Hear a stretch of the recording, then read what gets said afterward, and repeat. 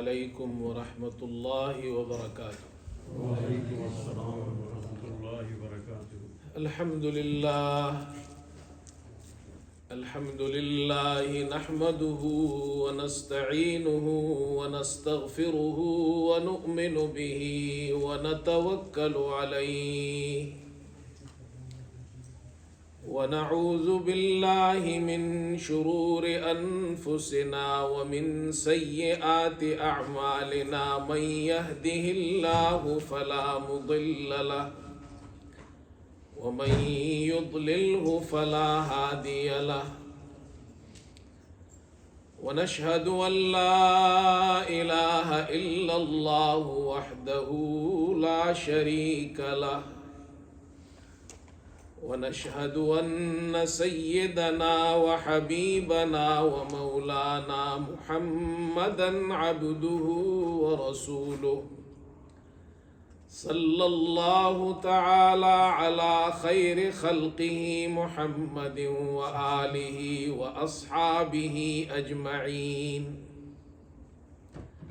اما بعد فاعوذ باللہ من الشیطان الرجیم، بسم اللہ الرحمن الرحیم۔ يوم ترى المؤمنين والمؤمنات يسعى نورهم بين أيديهم وبأيمانهم بشراكم اليوم جنات تجري من تحتها الأنهار خالدين فيها ذلك هو الفوز العظيم۔ يوم يقول المنافقون والمنافقات للذين آمنوا انظرونا نقتبس من نوركم قيل ارجعوا وراءكم فالتمسوا نورا فضرب بينهم بسور له باب باطنه فيه الرحمة وظاهره من قبله العذاب، صدق الله مولانا العظیم۔ فرمایا کہ حضرت محمد مصطفیٰ صلی اللہ علیہ وسلم، حضرت محمد مصطفیٰ بلغ العلا بکمالہ، اندھیرا تھا اجلا ہوا کشف الدجا بجمالہ۔ حضرت محمد مصطفیٰ بلغ العلا بکمالہ، اندھیرا تھا اجلا ہوا کشف الدجا بجمالہ۔ وصفش نہ گنجد بر زباں حسنت جمیع خصالہ، وصفش نہ گنجد بر زباں حسنت جمیع خصالہ، شب روز گویم بر زباں صلو علیہ وآلہ۔ درود شریف پڑھ لیں۔ اللہم صلی علی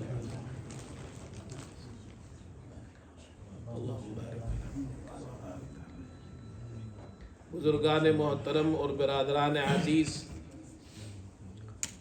اور محترمات مسلمات بہنوں، آج آپ کی اس مسجد میں آ کر مجھے بڑی خوشی ہوئی ہے۔ ہمارے قابل احترام دوست اور ہمارے بھائی حضرت مولانا اسکندر صاحب اور حضرت مولانا حضرت مفتی فیاض صاحب، طاہر فیاض صاحب، ان دونوں حضرات کی پرخلوص دعوت پر یہاں مجھے آنے کا موقع ملا ہے۔ پھر آ کر یہ معلوم ہوا کہ آپ کی اس مسجد میں ہر مہینے کی آخری اتوار کے دن دین کی نسبت سے یہ پروگرام ہوتا ہے، جس میں مرد حضرات بھی شریک ہوتے ہیں اور خواتین بھی شریک ہوتی ہیں۔ اسی سلسلے اور اسی نسبت سے ہم اور آپ یہاں جمع ہوئے ہیں۔ اللہ تعالیٰ مجھے آپ حضرات کے سامنے صحیح بات، حق بات بیان کرنے کی توفیق عطا فرمائے اور ہمیں اس پر عمل کی توفیق عطا فرمائے۔ ایک بات تو خوشی کی یہ ہے کہ آپ حضرات کی یہ مسجد یہ ایسی جگہ واقع ہے لندن کے اندر اور ایئرپورٹ کے بالکل ساتھ قریب میں واقع ہے۔ بہت سے نمازی یہاں آتے ہیں، ہمارے شہر کے بہت سے دوست یہاں آتے ہیں اور اس مسجد کا ذکر خیر کرتے رہتے ہیں۔ خاص طور پر جو ٹیکسی ڈرائیورز ہیں وہ یہاں بہت آتے ہیں، سواریاں اٹھانے آتے ہیں، سواری چھوڑنے آتے ہیں۔ ان کے لیے بڑی سہولت ہے، وہ یہاں آ کر نماز پڑھ لیتے ہیں، جماعت کی نماز مل جاتی ہے۔ جماعت کی نماز نہ بھی ہو تو بعد میں آ کر اپنی نماز پڑھ لیتے ہیں وقت پر۔ یہ اللہ کی بہت بڑی نعمت ہے کہ اب اس ملک میں جہاں ہم رہتے ہیں انگلینڈ میں مسجدیں بن گئی، مدارس آباد ہو گئے۔ یہ جو ہمارے بزرگ بیٹھے ہوئے ہیں ان سے پوچھے، ایک زمانہ تھا یہاں مسجدیں نہیں ہوتی تھی، جمعہ پڑھنے کے لیے جگہ نہیں ہوتی تھی، بچوں کے لیے مکاتب اور مدارس نہیں ہوتے تھے، لیکن الحمدللہ علماء اکرام نے یہاں آ کر محنت کی اور مسلمانوں نے، آپ حضرات نے ان کے ساتھ تعاون کیا، اور آپ حضرات اور مسلمانوں کے تعاون سے اب ہر علاقے میں، ہر شہر میں مسجدیں بن گئی، لوگ نماز پڑھ سکتے ہیں، ہمارے بچے آتے ہیں، دین کی تعلیم حاصل کرتے ہیں، مسلمان خواتین یہاں آتی ہیں، پروگرام ہوتے ہیں، رمضان میں تراویح کا اہتمام ہوتا ہے، درس ہوتے ہیں، جمعے کی نماز ہوتی ہے۔ پہلے ایک امام نہیں ہمیں ملتے تھے، مشکل سے کوئی ایک امام مل جاتا تھا۔ تراویح کے لیے حافظ صاحب نہیں ملتے تھے، تو پاکستان سے، ہندوستان سے، بنگلہ دیش سے، یہاں سے پھر حافظ آتے تھے تراویح سنانے کے لیے۔ اب الحمدللہ انگلینڈ کی مسجدوں میں اتنے امام ہو گئے ہیں، اتنے حافظ ہو گئے ہیں کہ اب جگہ کم ہے اور سنانے والے زیادہ ہیں۔ ابھی مجھے حضرت نے بتایا کہ آپ کی اس مسجد میں 3 امام ہیں، ماشاءاللہ۔ کتنی بڑی بات ہے، ماشاءاللہ 3 علماء یہاں کام کر رہے ہیں، یہ بہت بڑی بات ہے۔ ایک جگہ میں گیا کارڈف میں، وہاں ہمارے دوست ہوتے ہیں، انہوں نے بتایا کہ رمضان میں ہمارے یہاں ان کی ایک مسجد میں انہوں نے کہا پہلی صف میں 25 حافظ کھڑے ہوتے ہیں، اور اب الحمدللہ انگلینڈ تو مرکز بن گیا ہے دین کا، علماء کا، نوجوان علماء، یہاں کے بچے عالم بن گئے ہیں۔ اب رمضان میں یہاں سے علماء یورپ جاتے ہیں۔ ہمارے ایک اور مہمان بھی آج تشریف لائے ہیں، مولانا طاہر فیاض صاحب نے بتایا کہ یہ پہلے یہاں ان کے ساتھ اکٹھے کام کرتے تھے، ایک ساتھ تھے، اب جو ہے حضرت امریکہ میں تشریف لے گئے، نیو یارک میں کام کر رہے ہیں۔ دیکھو بھائی، مسجدیں بن رہی ہیں، علماء نے یہ محنتیں کی ہیں، یہ بہت بڑی سعادت کی بات ہے، خوشی کی بات ہے۔ اور میں تو مختلف جگہوں میں آتا جاتا رہتا ہوں، شہروں میں بھی جاتا ہوں، مختلف ملکوں میں جاتا ہوں۔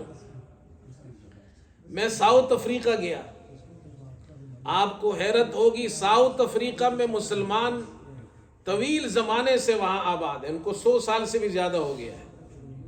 زیادہ تر ہندوستان کے مسلمان وہاں آ کر آباد ہوئے ہیں۔ وہاں ایک مدرسہ ہے دارالعلوم زکریا، اس مدرسے میں جانا ہوا تو وہاں جو وہاں کے شیخ الحدیث ہیں، وہاں کے جو بڑے عالم دین ہیں، ان سے ملاقات ہوئی۔ حضرت مولانا رضا الحق صاحب پاکستان کے ہیں اور طویل زمانے سے وہاں اس مدرسے میں دینی خدمات سر انجام دے رہے ہیں۔ تو انہوں نے بتایا کہ ہمارے دارالعلوم میں، یعنی دارالعلوم زکریا میں جو بچے پڑھتے ہیں تو وہ بچے تو ان کو تو جو ہندوستان سے گئے تھے ان کی تو پتہ نہیں 5ویں 6ٹھی نسل ہوگی، ان کو تو اردو آتی نہیں ہے،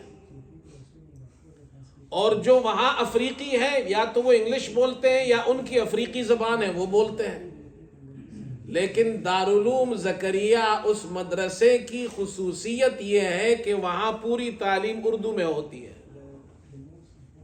اور سب بچے اردو سمجھتے بھی ہیں، اردو پڑھتے بھی ہیں، اردو لکھتے بھی ہیں۔ تو میں نے ان سے پوچھا کہ یہ جو افریقی بچے ہیں انہیں کہا یہ بھی اردو بولتے ہیں۔ ہمارے علماء نے اتنی بڑی خدمات سر انجام دی ہے پوری دنیا کے اندر، یہ مدارس کا جال پھیل گیا، اب وہاں سے علماء ہمارے بچے عالم بن گئے، مفتی بن گئے، حافظ بن گئے، الحمدللہ یہ اللہ کا بڑا احسان ہے ہم پر کہ ہمارے بچے اب ان درسگاہوں میں آ کر پڑھ رہے ہیں۔ تو بہرحال یہ میری خوشی کا ایک موقع تھا، مجھے یہاں آ کر بڑی خوشی ہوئی ہے، میں نے اس کا اظہار آپ کے سامنے کیا۔ تو مسجد تو بن گئی بھائی، لیکن اب مسجد بننے کے بعد اس کو آپ حضرات نے، جتنے حضرات بیٹھے ہیں یا ہمارے بزرگ بیٹھے ہیں، علماء تشریف رکھتے ہیں، آپ حضرات نے محنت کی، مسجد بنائی، لیکن اب اس مسجد کو بنانے کے بعد اس کو آباد بھی کرنا ہے۔ قرآن پاک میں اللہ تعالیٰ ایسے لوگوں کا ذکر فرماتے ہیں جو مسجد کی تعمیر بھی کرتے ہیں اور مسجد کو آباد بھی کرتے ہیں۔ فرمایا انما یعمر مساجد اللہ من آمن باللہ والیوم الآخر واقام الصلاة وآت الزکاة ولم یخش الا اللہ فعسى اولئک ان یکونوا من المہتدین۔ مسجد کی تعمیر وہ لوگ کرتے ہیں، یعنی مسجد کو بناتے ہیں، اور بنانے کے بعد ایک تو ظاہری تعمیر ہے یہ بھی کرتے ہیں، اور تعمیر کا ایک معنی یہ ہے کہ مسجد کو آباد بھی کرتے ہیں۔ یہ کون لوگ ہیں؟ فرمایا جو اللہ پر ایمان لاتے ہیں، من آمن باللہ، جو اللہ پر ایمان لائے، آخرت کے دن پر ایمان لائے، وَأَقَامَ الصَّلَاةَ، انہوں نے نماز قائم کی، وَآتَ الزَّكَاةَ، زکوٰۃ دی، وَلَمْ يَخْشَ إِلَّا اللَّهَ، اللہ کے علاوہ کسی سے نہیں ڈرتے، تو قریب ہے کہ ایسے ہی لوگ فَعَسَىٰ أُولَٰئِكَ أَن يَكُونُوا مِنَ الْمُهْتَدِينَ، یہ محتدین میں سے ہے، یہ ہدایت یافتہ لوگوں میں سے ہے۔ اللہ نے ان کو یہ ہدایت دی ہے کہ وہ مسجد کی تعمیر کرتے ہیں، مسجد کو آباد کرتے ہیں۔ مسجد کس چیز سے آباد ہوتی ہے میرے دوستو؟ مسجد آباد ہوتی ہے جماعت کی نماز سے، مسجد آباد ہوتی ہے تعلیم کے حلقوں سے، مسجد آباد ہوتی ہے کہ ہمارے بچے یہاں آ کر قرآن سیکھیں، یہاں آ کر دین سیکھیں، ہماری بہنیں یہاں آ کر دین سیکھیں۔ مسجد اس چیز سے آباد ہوتی ہے۔ نماز تو ہم گھر میں بھی پڑھ سکتے ہیں، گھر میں نماز پڑھیں گے اس کا بھی ثواب ملے گا، لیکن جماعت کے ساتھ مسجد میں آ کر نماز پڑھنے پر گھر میں انفرادی نماز کے مقابلے میں جماعت کے ساتھ مسجد میں نماز پڑھنے کا ثواب 27 درجے زیادہ ہے۔ ایک آدمی مجھے ملا ہمارے شہر میں، تو وہ وہاں کام کرتا ہے، کباب کی ایک دکان ہے اس پر کام کرتا تھا، پرانی بات ہے، کوئی 20 سال پرانی بات ہے۔ تو میں ایک دن وہاں گیا تو اس سے ملاقات ہوئی، تو ہم تو مسجد کے امام اور مولوی جو ہوتے ہیں ہم تو یہی دعوت دیتے بھائی مسجد آیا کرو، نماز پڑھا کرو، درس میں بیٹھا کرو۔ ہر آدمی اپنے کام کی بات کرتا ہے، تو ہمارے کام تو یہی ہے، ہم مسجد کی بات کرتے ہیں، دین کی بات کرتے ہیں۔ تو اس نے کہا کہ مولوی صاحب میں تو کام کرتا ہوں، میں تو مصروف آدمی ہوں، اس کے ساتھ تعلق تھا میرا۔ تو میں نے کہا آپ کیا سمجھتے ہیں جتنے لوگ نماز پڑھتے ہیں مسجد میں سب بیکار لوگ ہیں، بس ایک آپ کام کرنے والے ہیں؟ تو اس نے کہا نہیں، میرا مطلب یہ ہے کہ میں گھر میں نماز پڑھتا ہوں۔ میں نے کہا جی اگر سب گھر میں نماز پڑھنا شروع کر دے تو پھر امام رکھنے کی کیا ضرورت، مسجد بنانے کی کیا ضرورت، مسجد کو تالا لگا دو، اتنا خرچہ کرنے کی کیا ضرورت، گھر میں نماز پڑھو۔ مسجد تو بنائی اسی لیے جاتی ہے کہ لوگ آ کر یہاں نماز پڑھیں. تو اس نے کہا ٹھیک ہے مولوی صاحب، اب میں کوشش کروں گا آنے کی. اس لیے ہم اپنے دوستوں کو، ساتھیوں سے کہتے ہیں کہ مسجد کا حق یہ ہے کہ مسجد میں جا کر نماز پڑھیں، اور اگر مصروف ہو، کاروبار ہے، دن میں جاب کرتے ہیں، کم از کم رات کو ایک نماز آ کر پڑھ لیں مسجد میں، تاکہ مسجد سے ہمارا تعلق باقی رہے. یہ نماز اللہ نے فرض کی ہے، جماعت کی نماز کا اہتمام کرے اور نمازوں کا اہتمام کرے. مسلمان نماز نہ چھوڑے. بلا وجہ بہت سے مسلمان ہیں، مسلمان ہوتے ہیں نماز نہیں پڑھتے، بلا وجہ نماز نہیں پڑھتے. اچھا، پہلے زمانے میں لوگ سکیوز کرتے تھے، کہتے تھے جی یہاں تو مسجد نہیں ہے، وضو کی جگہ نہیں ہے. ایئرپورٹ پر مسجد موجود ہے، وضو کی جگہ موجود ہے ایئرپورٹ کے اندر. ایئرپورٹ کے باہر، یہ آپ کے لندن ایئرپورٹ کے باہر یہ اتنی مزیدار خوبصورت مسجد موجود ہے، اتنی بڑی پارکنگ موجود ہے، کوئی عذر نہیں ہے. راستے میں جائیں، موٹر وے پر، آپ ہر جگہ نماز پڑھ سکتے ہیں. مسلمانوں نے مصلے بنا دیے ہیں. سروسز پر آپ جائیں، جو غیر مسلم ہے، میں خود سفر کرتا ہوں، ان سے آپ کہیں، وہ آپ کو خوشی خوشی اجازت دیتے جی یہاں نماز پڑھ لیں، وضو بھی کر لیں، نماز بھی پڑھ لیں. پھر بھی لوگ نماز نہیں پڑھتے. شادیوں میں جائے تو شادی ہال کے اندر نماز کی جگہ موجود ہے، وضو کی جگہ موجود ہے، لیکن مسلمان نہیں پڑھتے. میں بھی جاتا ہوں پروگراموں میں، آپ بھی جاتے ہوں گے. شادی ہالوں میں 4-4 5-5 گھنٹے ہم بیٹھے رہتے ہیں. ظہر کی نماز کا وقت آیا، عصر کا وقت آیا، مغرب کا وقت آیا، کتنے لوگ اٹھ کر نماز پڑھتے ہیں؟ 4-5% مسلمان بھی نہیں اٹھتے ہیں. حالانکہ 500-400 مسلمان بیٹھے ہیں، اس میں مشکل سے 5-6-7-8 آدمی اٹھ کر نماز پڑھتے ہیں. یہ باقی نہیں پڑھتے نماز. اللہ کو کیا جواب دیں گے؟ اللہ نے 5 نمازیں فرض کی ہے. شروع میں 50 نمازیں تھی. حضرت موسیٰ علیہ السلام نے حضرت صلی اللہ علیہ وسلم کو مشورہ دیا کہ یہ آپ کی امت 50 نمازیں نہیں پڑھ سکتی. ان کو تجربہ تھا، بنی اسرائیل کے نبی گزرے تھے، رسول گزرے تھے، کہ میری امت کو آزمایا ہے میں نے، آپ کی امت یہ نہیں پڑھ سکتی. آپ اللہ کے پاس جائے. حضرت صلی اللہ علیہ وسلم تشریف لے گئے، بار بار آپ کو بھیجتے گئے، یہاں تک کہ 5 نمازیں رہ گئی. 5 نمازیں. اللہ نے فرمایا ہے 5 نمازیں، لیکن ثواب ملے گا 50 نمازوں کا. ثواب ملے گا 50 نمازوں کا. موسیٰ علیہ السلام کا یہ احسان ہے اس امت پر. ہم ابھی فلسطین گئے تھے، میں جاتا رہتا ہوں، ہمارے ساتھی بھی میرے ساتھ جاتے ہیں. تو ابھی یہ جنگ شروع ہونے سے پہلے 1-2 ہفتے پہلے ہی ہم وہاں تھے. حضرت موسیٰ علیہ السلام کی قبر ہے وہاں. تو ہم وہاں حضرت موسیٰ علیہ السلام کی قبر پر گئے. ہمارے ساتھ ساتھی تھے، ان میں ایک ساتھی تھے حاجی صاحب. تو وہ موسیٰ علیہ السلام کی قبر پر گئے، واپس آئے تو رو رہے تھے. کہتے ہیں امام صاحب میں تو حضرت موسیٰ علیہ السلام کی قبر پر جا کر چمٹ گیا اور رونے لگا. میں نے کہا اے موسیٰ، آپ کا ہم پر بڑا احسان ہے کہ آپ نے 45 نمازیں معاف کروا دی، 5 نمازیں رہ گئی ہے، یہ آپ کا احسان ہے. تو میں ان کا تھینک یو کرنے گیا تھا، شکریہ ادا کرنے گیا تھا. ایسے مسلمان بھی ہیں جو پڑھتے ہیں نماز، جن کو یہ احساس ہے، اور کتنے ہیں جو نہیں پڑھتے. 50 نمازیں اللہ نے فرض فرمائی، لیکن پھر تخفیف ہو گئی اور 5 نمازیں ہو گئی. ثواب 50 نمازوں کا ہے. ہمارے ایک بہت بڑے عالم دین گزرے ہیں، اپنے وقت کے امام گزرے ہیں، حضرت مولانا قاسم نانوتوی رحمت اللہ علیہ، جن کو معقولات کا امام مانا جاتا ہے.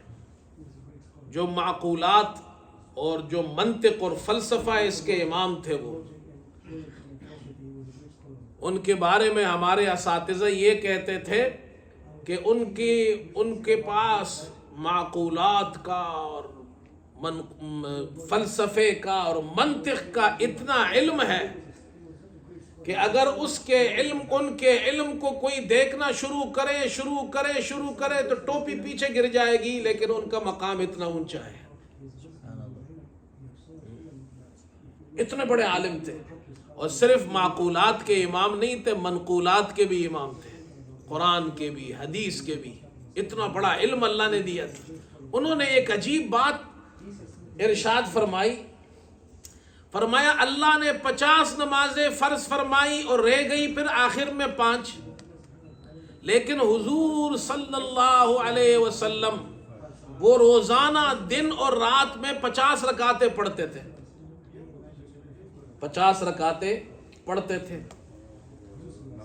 تاکہ وہ جو 50 نمازیں فرض ہوئی تھی تو اس کے مقابلے میں یہ 50 رکعتیں کم از کم ہو. فجر کی 2 سنت 2 فرض 4 ہو گئی، ظہر کی 4 سنت 4 فرض 2 سنت 10 ہو گئی، تو یہ 4 اور 10 14 ہو گئی. عصر کی 4 سنت لگا دو، 4 فرض لگا دو تو یہ کتنی ہو گئی؟ 18 ہو گئی. مغرب کی 3 فرض اور 2 سنت ملاؤ تو کتنی ہو گئے؟ 23 ہو گئی. عشاء کی 4 فرض اور 2 سنت ملاؤ تو 29. اور پھر مغرب وتر آپ صلی اللہ علیہ وسلم تہجد میں پڑھتے تھے 8 رکعت تہجد کے ساتھ، 29 کے ساتھ 8 تہجد 3 وتر 11 ملاؤ تو 40 ہو گئی. 40 رکعتیں یہ ہو گئی. فجر کے بعد اشراق جب سورج طلوع ہو جائے 2 رکعت پڑھتے تھے، کتنی ہو گئی؟ 42. چاشت کے وقت پھر 4 رکعت پڑھتے تھے، کتنی ہو گئی؟ 46. پھر جب ظہر کا وقت داخل ہوتا ہے اس کو زوال کہتے ہیں، پھر 4 نفل آپ اور پڑھتے تھے، یہ کل ہو گئی 50 رکعتیں. آپ صلی اللہ علیہ وسلم کا یہ معمول تھا. اور حضرت فرماتے ہیں یہ جو تہجد کی نماز میں رکعتیں حدیثوں میں کبھی کم ہو جاتی ہے کبھی زیادہ ہوتی ہے، اسی طرح چاشت کی نمازوں میں 2 سے لے کر 12 تک ہے، یہ کم زیادہ ہوتی ہے. فرمایا اس کی وجہ یہ ہے کبھی رات کی تہجد کی نماز اگر آپ صلی اللہ علیہ وسلم کم پڑھتے تھے تو دن کی جو چاشت وغیرہ کی نماز ہے اس کو بڑھا کر 50 پوری کر لیتے تھے. کبھی دن والی کم ہو جاتی تھی نفل نمازیں تو رات کو تہجد میں بڑھا کر اس کو پورا کر لیتے تھے. دیکھیں یہ ہے 50 نمازیں، لیکن اللہ نے کر دی 5. اور آپ صلی اللہ علیہ وسلم بھی دن اور رات میں اتنی رکعتیں پڑھتے تھے فرض سنت وتر اور نفلوں کو ملا کر کہ یہ سب کے سب کم از کم 50 رکعتیں بن جائیں. اس کی کوشش کرنی چاہیے بھائی، سنتوں کا اہتمام. دیکھو ایک حدیث میں سناتا ہوں آپ کو. ام حبیبہ رضی اللہ تعالی عنہ، یہ ہماری خواتین آئی ہیں، بہنیں آئی ہیں تو یہ بھی سن رہی ہیں، تو ان کو حدیث سنا رہا ہوں ام المومنین کی جو ہماری ماں ہے، رسول کریم صلی اللہ علیہ وسلم کی زوجہ ہے، اور نام ان کا ہے ام حبیبہ رضی اللہ تعالی عنہ. وہ فرماتی ہے حضور صلی اللہ علیہ وسلم نے ارشاد فرمایا کہ جو شخص دن اور رات میں 12 رکعتیں یعنی سنت 12 رکعتیں ہیں، فجر کی 2 رکعت سنت، ظہر کی 4 سنت اور پھر 2 سنت، کتنی ہو گئی؟ 8.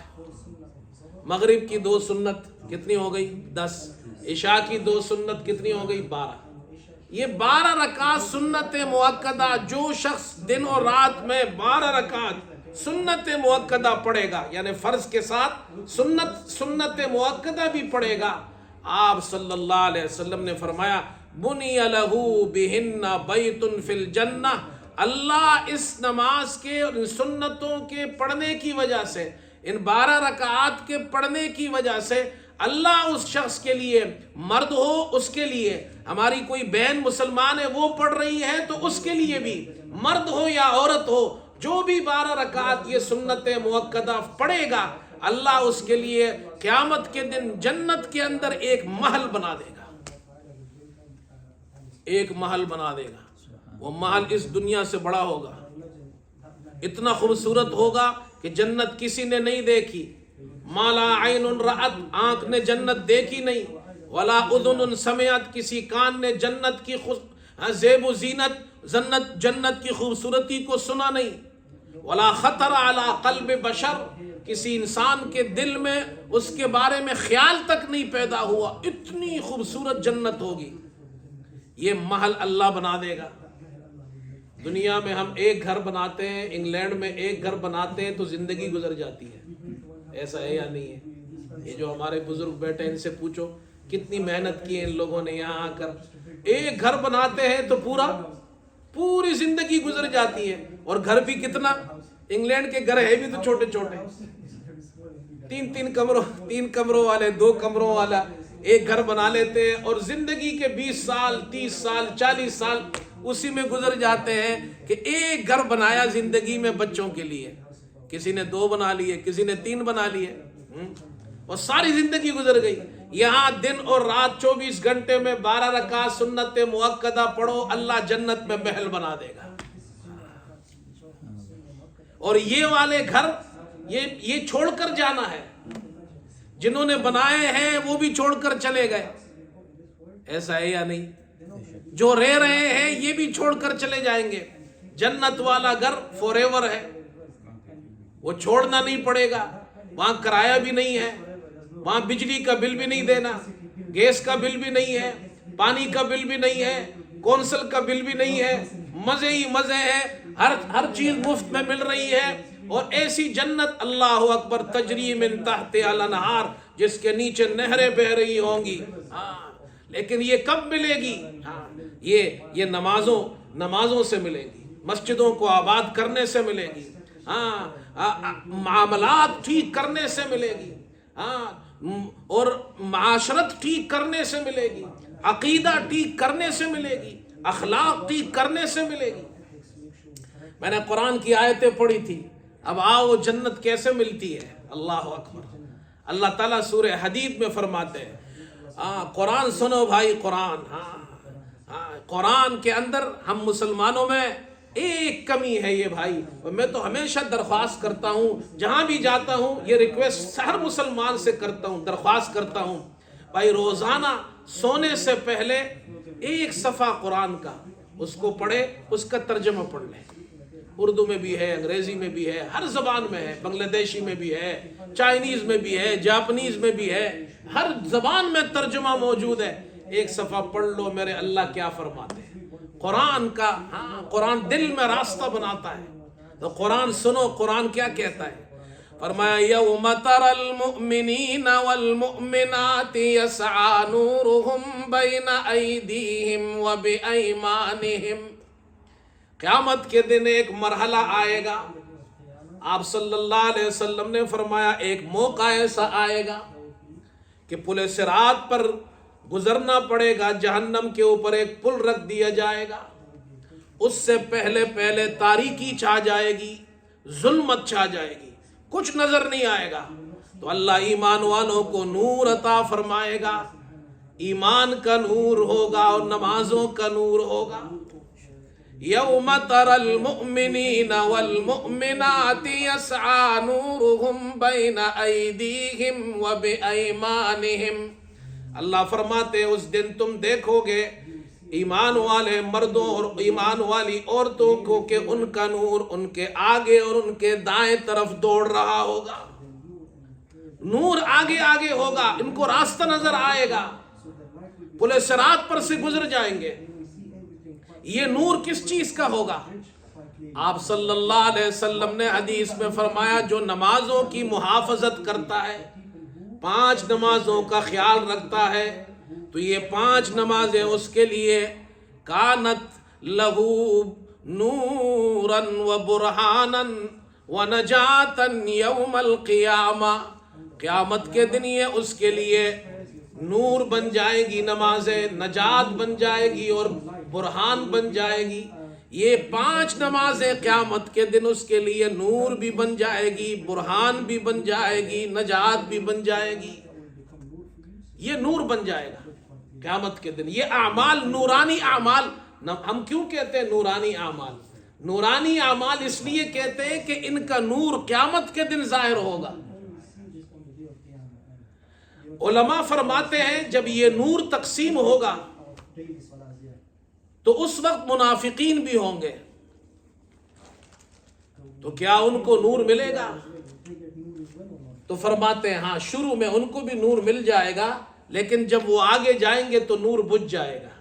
یہ ان کے نفاق کا بدلہ ان کو ملے گا کہ تم نے بھی دنیا میں دھوکہ دیا، زبان سے کہتے تھے کہ ہم مسلمان اور اندر سے تم مسلمان نہیں تھے، تو اس کا بدلہ یہ ہے، نور تو مل گیا لیکن آگے بجھ گیا۔ ایمان والوں کے پاس نور ہوگا اور منافقوں کے پاس نہیں ہوگا، اور وہ سارے منافق جہنم میں ان کو گرا دیا جائے گا۔ اب آگے ایمان والے ہیں، پل صراط پر سے صرف ایمان والے گزریں گے۔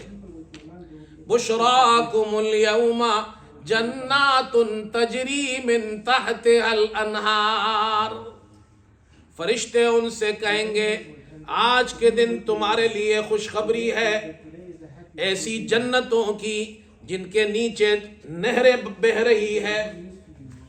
فرشتے کہیں گے ان سے کہ تمہارے لیے خوشخبری ہے جنت کی، جس جنت کے نیچے نہریں بہہ رہی ہے، اور خالدین فیہا، ہمیشہ ہمیشہ کے لیے تم اس میں رہو گے۔ ذالک هو الفوز العظیم، یہ بڑی کامیابی ہے۔ اب یہ جنت میں داخل ہوں گے۔ یوم یقول المنافقون والمنافقات، منافق مرد اور منافق عورتیں اس دن ایمان والوں سے کہیں گے، یوم یقول المنافقون والمنافقات للذین آمنوا انظرونا نقتبس من نورکم، کچھ ہمارا بھی انتظار کر لو، دنیا میں تو ہم تمہارے ساتھ رہتے تھے، اس لیے کہ وہ بظاہر تو اپنے آپ کو مسلمان دکھاتے تھے، اندر سے مسلمان تھے نہیں، تو ہمارا بھی انتظار کرو، ہمارا خیال رکھو، تھوڑا سا نور ہمیں بھی دے دو۔ تو مسلمان ان کو جواب میں کہیں گے قیل ارجعوا وراءکم فالتمسوا نورا، واپس دنیا میں جاؤ، وہاں نور تلاش کرو۔ یہ نور دنیا میں ملتا ہے نیک اعمال سے، یہاں آخرت میں نہیں ملتا۔ وہ نور ظاہر ہوگا آخرت میں، لیکن بنتا کہاں ہے؟ دنیا میں۔ وہ نور مسجد میں بنتا ہے، وہ نور نیک اعمال سے بنتا ہے، وہ نور ایمان سے بنتا ہے، وہ نور اچھے اخلاق سے بنتا ہے، اچھی معاشرت سے بنتا ہے، اچھے کریکٹر سے بنتا ہے۔ فَضُرِبَ بَيْنَهُمْ بِسُورٍ لَهُ بَابٌ، ان کے درمیان ایک دیوار حائل کر دی جائے گی جس کا دروازہ ہوگا، اس طرف مسلمان ہوں گے، باہر کی طرف منافق ہوں گے۔ باطنُهُ فِيهِ الرَّحْمَةُ وَظَاهِرُهُ مِنْ قِبَلِهِ الْعَذَابُ، اس کے اندر والے حصے میں رحمت ہوگی اللہ کی، اور اس طرف والے حصے میں اللہ کا عذاب ہوگا۔ یہ سارے جہنمی، یہ منافقوں کو جہنم میں پھینک دیا جائے گا۔ تو وہ منافق کہیں گے اللہ ینادونہم الم نکم معکم، وہ کہیں گے کیا ہم تمہارے ساتھ دنیا میں نہیں تھے؟ یعنی ہم بھی تو تمہارے ساتھ تھے، اس لیے ہماری کچھ مدد کرو، کچھ ہمارا خیال کرو۔ تو مسلمان جواب میں کہیں گے قالوا بلا وَلَكِنَّكُمْ فَتَنْتُمْ أَنفُسَكُمْ، تم دنیا میں ہمارے ساتھ تھے لیکن تم نے اپنے آپ کو فتنے میں ڈالا، ہلاکت میں ڈالا، تم منافق بن کر تم نے اپنے آپ کو ہلاک کر دیا۔ وَتَرَبَّصْتُمْ، تم انتظار میں رہے کہ مسلمانوں پر کوئی آفت آ پڑے، تم اس انتظار میں ہوتے تھے کہ مسلمانوں پر کوئی تکلیف آ جائے، مصیبت آ جائے، کوئی آفت آ جائے۔ وَارْتَبْتُمْ، اور تم شک میں رہے، تم نے دین اسلام کو قبول نہیں کیا۔ وَغَرَّتْكُمُ الْأَمَانِي، تمہاری آرزوؤں نے تمہیں دھوکے میں ڈالے رکھا، تم نے آرزویں اپنائی تھی کہ جی کچھ نہیں ہوتا، جی ہم تو بڑے کامیاب لوگ ہیں، اور آخرت میں بھی چلے گئے تو وہاں بھی کامیاب ہوں گے۔ حَتَّى جَاءَ أَمْرُ اللَّهِ، یہاں تک کہ موت کا وقت آ گیا اور تم مر گئے، اب دنیا سے آنے کے بعد یہاں پس گئے۔ وَغَرَّكُمْ بِاللَّهِ الْغَرُورُ، دھوکے میں ڈالنے والے شیطان نے تمہیں اللہ سے دھوکے میں رکھا۔ یہ منظر اللہ دکھا رہے ہیں کہ یہ جو مسجد میں جا کر آپ نماز پڑھتے ہیں، اس سے نور بنتا ہے، یہ نور مسلمان کے پاس کتنا ہوگا؟ علماء نے لکھا ہے کسی کے پاس اتنا نور ہوگا پہاڑ کے برابر، کسی کے پاس اتنا نور ہوگا اس کے جسم کے برابر، کسی کے پاس ایک ادنا مسلمان کے پاس اتنا نور ہوگا ایک انگوٹھے کے برابر، اور پل صراط جہنم پر بچھا دیا جائے گا۔ بخاری شریف میں بھی حدیث ہے اور مسلم شریف میں بھی حدیث ہے کہ یہ پل صراط اللہ جہنم پر بچھا دیں گے، اس پر صرف مسلمان گزریں گے، منافقوں کو تو پہلے ہی جہنم میں پھینک دیا جائے گا۔ ہاں، جو مسلمان نیکوکار ہوں گے، اچھے ہوں گے، وہ تو گزر جائیں گے۔ کیسے گزریں گے؟ آپ صلی اللہ علیہ وسلم نے فرمایا کچھ مسلمان پلک جھپکتے گزر جائیں گے، آنن فانن، کچھ بجلی کی تیزی سے گزر جائیں گے، کچھ گھوڑے کے دوڑ جس رفتار سے گزر جائیں گے، کچھ گھسیٹتے گھسیٹتے گزر جائیں گے، کچھ نیچے گر جائیں گے۔ جو گنہگار ہوں گے اللہ ان کو سزا دے کر معاف کر دے گا، پھر جہنم میں داخل کرے گا۔ یہ منظر آنے والا ہے ہم سب کے سامنے اس پل پر۔ اچھا وہ پل کیسا ہوگا؟ ابو سعید خدری رضی اللہ عنہ فرماتے ہیں، مسلم شریف میں روایت ہے کہ آپ صلی اللہ علیہ وسلم نے فرمایا کہ وہ پل جو صراط ہے وہ تلوار سے زیادہ تیز اور بال سے زیادہ باریک ہے۔ یہ حدیث کے الفاظ ہیں، مسلم شریف کی حدیث ہے۔ ہمارے یہاں کچھ لوگ اس کو سمجھتے ہیں کہ یہ خیالی باتیں، افسانوی باتیں۔ نہیں بھائی، یہ خیالی باتیں نہیں، یہ حقیقت ہے۔ پھر وہ ہم سے سوال کرتے مولوی صاحب بال سے زیادہ باریک تلوار سے زیادہ تیز پر گزرے گا کیسے؟ تو یہ اللہ اس لیے یہ پل قائم کرے گا کہ وہ گزرنا اس کے ایمان کی وجہ سے اور نیک اعمال کی وجہ سے ہوگا، اور اللہ مدد کرے گا ان کی۔ حضرت تھانوی رحمت اللہ علیہ نے ایک مثال دی ہے سمجھانے کے لیے۔ سرکس ہوتے ہیں، بچے جاتے ہیں سرکس میں، وہاں کرتب دکھانے والے کرتب دکھاتے تو ایک رسی باندھ دیتے اوپر، ہوا میں معلق ہوتی ہے، اور کرتب دکھانے والا ایک آدمی اس رسی پر اوپر چلتا ہے، وہ کئی فٹ اوپر ہوتی ہے زمین سے، ہوا میں معلق ہوتی ہے۔ بعض کرتب دکھانے والے اس رسی پر سائیکل بھی چلاتے ہیں، دیکھا ہے آپ نے؟ میں اور آپ نہیں چل سکتے اس پر، چل سکتے ہیں اس رسی پر؟ اتنی سی تو رسی ہوتی ہے، اس رسی پر ہم نہیں چل سکتے، عام آدمی نہیں چل سکتا۔ لیکن وہ جو کرتب دکھانے والا ہے وہ اس کا بیلنس اس نے اتنی پریکٹس کی ہے کہ وہ اپنے آپ کو بیلنس میں رکھتا ہے اور وہ اس رسی پر چل سکتا ہے۔ حضرت تھانوی فرماتے ہیں جو ایمان والے ہیں، جو نیکوکار لوگ ہیں، دنیا میں مسلمان بن کر جیتے ہیں، نمازیں پڑھتے ہیں، اللہ کو یاد کرتے ہیں، حلال حرام کی تمیز کرتے ہیں، لوگوں کے حقوق نہیں غصب کرتے ہیں، دوسروں کا خیال رکھتے ہیں، اپنے اخلاق، معاملات، معاشرت ٹھیک رکھتے ہیں، تو یہ ان کی پریکٹس ہو رہی ہے۔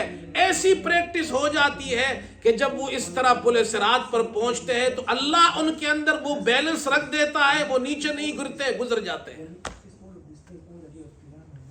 یہ ہماری طاقت سے نہیں گزریں گے ہم، یہ اللہ پاک یہ اس کے اندر یہ قابلیت پیدا کر دے گا کہ وہ گزر جائے گا۔ یہ دن آنے والا ہے بھائی، اس دن کی تیاری کرنی ہے۔ تو نمازوں کا اہتمام کرو بھائی۔ مسلمان 5 وقت وضو کرتا ہے، 5 وقت نماز پڑھتا ہے۔ اچھا وضو کی بات آئی تو مجھے ایک اور بات بھی یاد آ گئی، وہ بھی سنا دیتا ہوں آپ کو۔ دیکھو بھائی، ہم وضو کرتے ہیں، اعضاء کو دھوتے ہیں، پھر مسجد آتے ہیں، نماز پڑھتے ہیں۔ وضو کے بغیر نماز نہیں ہوتی ہے۔ آپ صلی اللہ علیہ وسلم نے وضو میں 2 دعائیں سکھائی ہے، ایک وضو کے اندر ہے، ایک وضو کے باہر ہے۔ وضو کے اندر والی دعا سکھائی، اللہم اغفر لی ذنبی ووسع لی فی داری وبارک لی فی رزقی۔ اے اللہ میرے گناہ معاف کر دے، میرے گھر میں وسعت عطا فرما، رزق میں برکت عطا فرما۔ یہ 3 جملے ہیں۔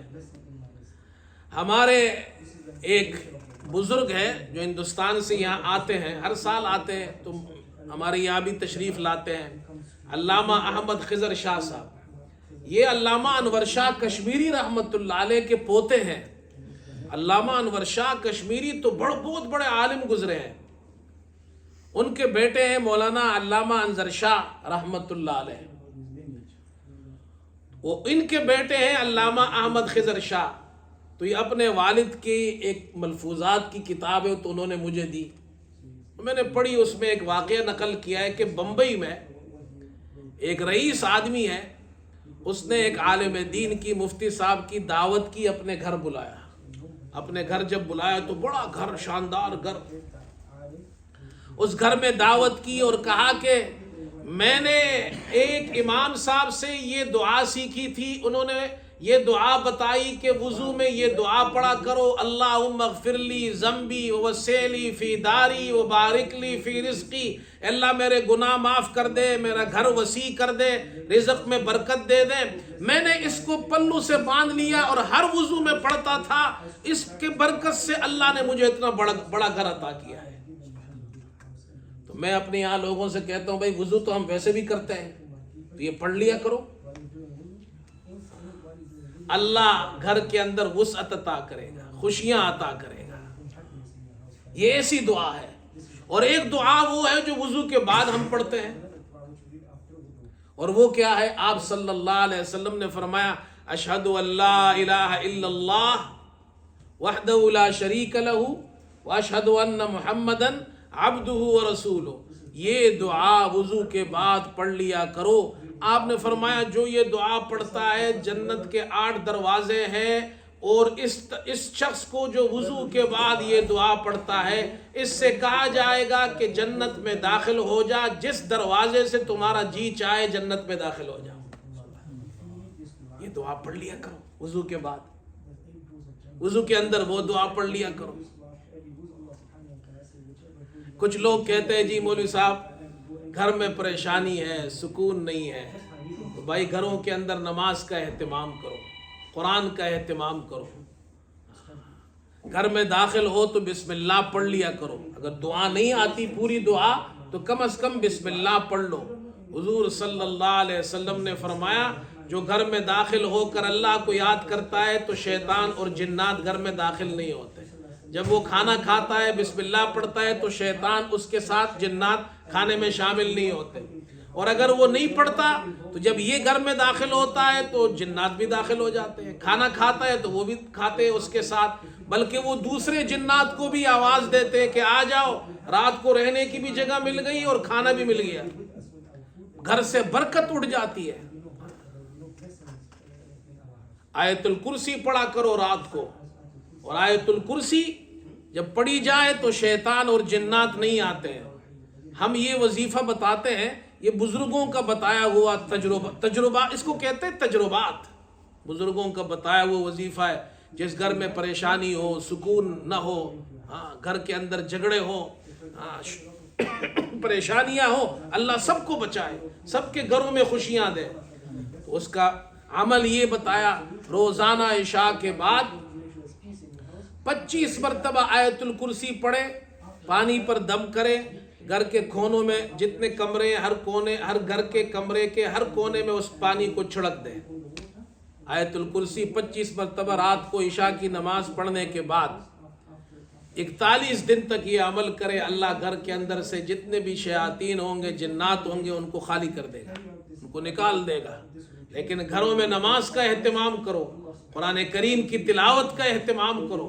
جس گھر میں ہر وقت میوزک ہوتا ہے، ہر وقت گانے بج رہے ہیں، ہر وقت 24 گھنٹے ٹی وی چل رہا ہے، 24 گھنٹے میوزک بج رہے ہیں، 24 گھنٹے گانے چل رہے ہیں، اللہ کا نام اس گھر میں نہیں لیا جا رہا، قرآن کی تلاوت اس گھر میں نہ ہو، نماز اس گھر میں نہ ہو، آپ سارے دنیا کے مولویوں سے تعویذ لے کر آ جاؤ، کچھ بھی نہیں ہوگا۔ یہ تو بڑا شارٹ کٹ ہم نے ڈھونڈ لیا ہے، نہ نماز پڑھے، نہ قرآن پڑھے، نہ وضو کرے۔ مسلمان کے گھر کی تو علامت یہ، ہم اپنے گھروں کے اندر جوتے بھی نہیں لے جاتے۔ مسلمان اپنے دروازے میں جوتے اتارتا ہے، اس لیے کہ گھر پاک رہے نماز پڑھنے کے لیے۔ ہماری تہذیب ہمیں یہ سکھاتی ہے کہ ہم اپنے کمروں میں جوتے نہیں لے جاتے ہیں، اور جگہ جہاں نماز پڑھتے ہیں وہاں تصاویر نہیں ہوتی ہیں، اس لیے کہ وہ فرشتے وہاں نہیں آتے ہیں۔ تو اس لیے بھائیو ان چیزوں کا خیال رکھو، گھروں کے اندر سکون ہوگا، والدین اور بچوں میں محبت ہوگی۔ اور ایک بات اور بھی عرض کر دوں، دیکھو حج کا زمانہ آ رہا ہے، تو مولانا اسکندر صاحب اس دن فرما بھی رہے تھے کہ حج پر بھی کچھ بات بیان کی جائے، تو حج پر تو ابھی وقت بھی کم ہے، کوشش کرتا ہوں جتنی بات ہو جائے۔ 26 پر ہے نا مغرب؟ جی 23 پہ اذان ہے۔ چلے 2 باتیں عرض کرتا ہوں حج سے متعلق، جو حضرات حج پہ جا رہے ہیں۔ پہلی بات تو یہ ہے کہ جو لوگ حج پہ جا رہے ہیں وہ چند باتوں کا خیال رکھیں، ہمیں اس کا تجربہ ہے، کیونکہ ہم تو حج پہ جاتے ہیں، ہمارے ساتھ اور ساتھی بھی جاتے ہیں، ہمیں اس کا تجربہ ہے۔ ان باتوں کا خیال رکھیں گے انشاءاللہ آپ کا حج بھی ٹھیک ہوگا، حج مقبول ہوگا انشاءاللہ، اور تکلیف بھی نہیں ہوگی۔ نمبر 1، حج کے مسائل سیکھ کر جائیں۔ حج کے مسائل مشکل ترین مسائل ہیں، بڑے بڑے علماء سے غلطی ہو جاتی ہے، اس لیے کہ علماء نے کتابیں تو لکھی ہے حج کی، لیکن جب تک پریکٹیکل حج نہیں کیا ہوا ہوتا ہے تو صرف لکھنے کی وجہ سے وہ ان سے بھی غلطی ہو جاتی ہے جب وہ عمل کرنے جاتے ہیں۔ حج کے مسائل سیکھ کر جائیں۔ علماء اکرام کو چاہیے اپنی مسجدوں کے اندر حجاج اکرام کے لیے حج کے درس اور حلقے قائم کریں، ہمارے یہاں ہوتا ہے الحمدللہ ہر سال۔ نمبر 2، ایسے گروپ میں جائیں جس میں علماء ہو۔ اب تو انگلینڈ کے اندر سے وہ گروپ کا سسٹم ختم ہو گیا، اب تو آپ وہی جو حکومت کا جو سلسلہ ہے اسی میں جا سکتے ہیں، آن لائن آپ کو داخلہ کرنا پڑتا ہے۔ لیکن جو پاکستانی حضرات ہیں ان کے پاس پاکستانی پاسپورٹ ہو تو وہ اپنے ملک کے ساتھ ان گروپوں میں جا سکتے ہیں۔ تو ایسے گروپ میں جائیں جس میں علماء ہو، اور اگر آپ کے گروپ میں عالم نہیں ہے تو کم از کم جو علماء آپ کے محلے میں امام صاحب ہیں، مفتی صاحب ہیں، ان کا واٹس ایپ نمبر اپنے پاس رکھیں، مسائل ان سے فوراً پوچھ لیا کریں تاکہ حج خراب نہ ہو۔ 2 باتیں ہو گئی۔ تیسری بات، ہمارے بہت سے مسلمان حج پہ جاتے ہیں، وہ کہتے ہیں جی زندگی میں ایک مرتبہ ہی آیا ہوں، تو پھر وہ مسئلے تو پوچھتے نہیں ہیں۔ اب حج تمتع کرتے ہیں، تفصیل کا وقت نہیں ہے، حضرت انشاءاللہ آپ کو بتائیں گے۔ حج تمتع میں عمرہ کر لیا، احرام سے نکل گئے، پھر انتظار کرتے ہیں حج کے لیے، تو جو انتظار والے دن ہوتے ہیں اس میں وہ کیا کرتے ہیں، بار بار مسجد عائشہ جا کر پھر احرام باندھتے ہیں، پھر عمرے کرتے ہیں۔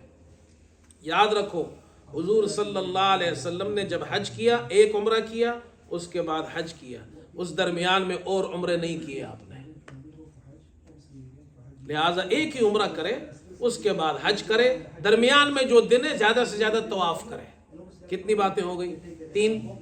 نمبر 4، اب وہاں پر یہ مسئلہ ہے کہ جو مطاف ہے وہاں صرف ان کو چھوڑتے ہیں جو عمرہ یا حج کرنے والے لوگ ہیں، جن کے پاس احرام ہے۔ عام کپڑوں میں لباس میں جو لوگ جائے طواف کے لیے نہیں چھوڑتے۔ تو ہمارے بہت سے بھائی کیا کرتے ہیں، وہ ویسے ہی احرام پہن لیتے ہیں بغیر عمرے اور کی نیت کی، تاکہ ہم نیچے چلے جائے۔ تو بھائی میں آپ کو کسی کو روک تو ہم نہیں سکتے ہیں، لیکن سچی اور سیدھی بات یہ ہے کہ میں تو یہ کام نہیں کرتا، نہ کسی کو یہ مشورہ دیتا ہوں، اس لیے کہ حضور صلی اللہ علیہ وسلم نے احرام یا تو عمرے میں باندھا ہے یا حج میں باندھا ہے، اس کے علاوہ آپ نے طواف کے لیے احرام نہیں باندھا، صحابہ نے نہیں باندھا، تابعین نے نہیں باندھا۔ اور یہ صرف احرام باندھنا نہیں ہے بلکہ دھوکہ دینا ہے، اس لیے کہ دھوکہ دے رہے ہیں کہ جی میں عمرے والا ہوں، پولیس والے مجھے چھوڑ دیں گے احرام دیکھ کر۔ تو یہ ایسا احرام جس میں دھوکہ بھی ہو اور پھر طواف کے لیے احرام ہے ہی نہیں، ایسے طواف کرنے سے تو بہتر ہے آپ اسی کپڑوں میں اوپر والی چھت میں طواف کر لیں۔ 4 باتیں ہو گئی۔ نمبر 5، کھانے پینے میں خیال رکھے، ٹھنڈی ٹھنڈی شربتیں اور آئس کریم نہ کھائے حج سے پہلے، بہت خیال رکھے، لوگ بیمار ہو جاتے ہیں پھر حج ان کا خراب ہو جاتا ہے۔ 10,000 पाउंड, 12,000 पाउंड, 14,000 पाउंड जाकर देते, वहाँ जाते हैं और एहतियात नहीं करते, बीमार हो जाते हैं। हमारे साथ लोग गए, हज के दिनों में बीमार हो जाते हैं, चल नहीं सकते। खाने पीने में खूब ख्याल रखें हज से पहले। नंबर 6, छठी बात, एहराम की जो 2 चादरें हैं, ऐसे आपके पास 2 जोड़े होने चाहिए। एक खराब हो जाए तो दूसरा इस्तेमाल करें। दूसरी चीज, चप्पल जो आप इस्तेमाल करते हैं जिसके ऊपर वाला हिस्सा खुला हुआ हो, कंफर्टेबल मजबूत चप्पल अपने खरीद कर ले जाए। यहाँ मिल जाते हैं जिसमें आप चल सकते हो। वहाँ आपको बाज़ मरतबा मीलों मील चलना पड़ता है, तो चाहे आपको तकलीफ ना हो, और 2 जोड़ी चप्पलों की इस तरह ले जाए। नंबर 3, पानी की एक बोतल अपने पास ले जाए, रखे। पानी हर जगह मिल जाता है, पानी भरे और आप पीते जाए। गर्मी इंतहाई हद से ज्यादा होगी हज में। और नंबर 4, चौथी चीज, एक छतरी अपने साथ ले जाए। धूप बहुत होती है, सर पर टोपी नहीं होती है, हराम के अंदर सीधी डायरेक्ट हीट सर में जाती है, तकलीफ हो जाती है, लोग बेहोश हो जाते हैं। ये छठा नंबर है। 4 चीजें अपने पास रखे, 6 बातों का ख्याल रखे, इंशाअल्लाह आपको हज में तकलीफ नहीं होगी। दूसरी बात, हज क्या है? पूरे हज का खुलासा कारी तय्यब साहब रहमतुल्लाह अलैह ने पूरे हज का खुलासा चंद बातों में जमा कर दिया है। मैं वक्त नहीं, तफसील से नहीं, इजमालन बयान कर रहा हूँ। हजरत कारी साहब फरमाते हैं कि हज का आगाज रमजान से होता है, और हज नाम है कुर्बानी का, हज नाम है तुरूक का, अल्लाह के लिए हर चीज को कुर्बान कर देने का। तो आगाज कहाँ से हुआ? रमजान से। रमजान में 30 दिन तक दिन में खाना पीना छोड़ दिया, ख्वाहिश छोड़ दी, पहली चीज। रमजान के आखिरी अशरे में एतिकाफ में बैठे तो घर बार फैमिली छोड़ दी। रमजान खत्म हुआ, शव्वाल का महीना शुरू हुआ, ये हज का महीना है। अब हाजी साहब घर से निकले तो रिश्तेदारों को, दोस्तों को, शहर और मुल्क छोड़ दिया। नंबर 4, मीकात पर पहुंचे तो अपना जो लिबास है वो भी छोड़ दिया, एहराम की चादरें बांध ली। नंबर 5, मक्का पहुंचे, उम्रा किया, इंतजार किया, और जब हज के दिन शुरू हुए तो वहां से मिना पहुंचे, मक्के की आबादी छोड़ दी, अब खेमे में रहते हैं। नंबर 6। नंबर 7, वहां से अरफात पहुंचे, अगले दिन वहां पर क़ियाम किया, रात को मुज़दलिफ़ा पहुंचे। मुज़दलिफ़ा पहुंचे तो वहां खेमा भी नहीं है, ऊपर आसमान, नीचे जमीन, और कुछ भी नहीं है। ये हो गया नंबर 7। नंबर 7, अब उसके पास सिर्फ उसकी एक जान रह गई है। वो कहते हैं, अल्लाह, मैंने रमजान से खाना पीना छोड़ा, एतिकाफ में घर बार छोड़ा, शव्वाल में उसके बाद हज के महीने आए, अपना मुल्क छोड़ा, मीकात पर आया तो मैंने अपना लिबास छोड़कर एहराम पहन लिया, मक्का आया तो वो भी छोड़ा और खेमों में आकर आबाद हुआ, खेमे भी छोड़कर रात को मुज़दलिफ़ा पहुंचा हूं। अब मेरे पास सिवाय 2 चादरों के कुछ भी नहीं, मेरी जान है अल्लाह, ये एक जान कुर्बान करने को तैयार हूं। तो अल्लाह की तरफ से ये मेहरबानी होती है कि तुम सुबह हो जब शैतान को कंकरी मार दोगे, उसके बाद एक जानवर ज़बह कर लेना अल्लाह के नाम पर, ये ऐसा होगा जैसे तुमने अपनी जान कुर्बान कर दी। बस यही हमारे हज है। अल्लाह हमें ऐसा मबरूर हज हमारे हाजियों को नसीब फरमाए। व आखिर दावाना अनिल हम्दुलिल्लाहि रब्बिल आलमीन।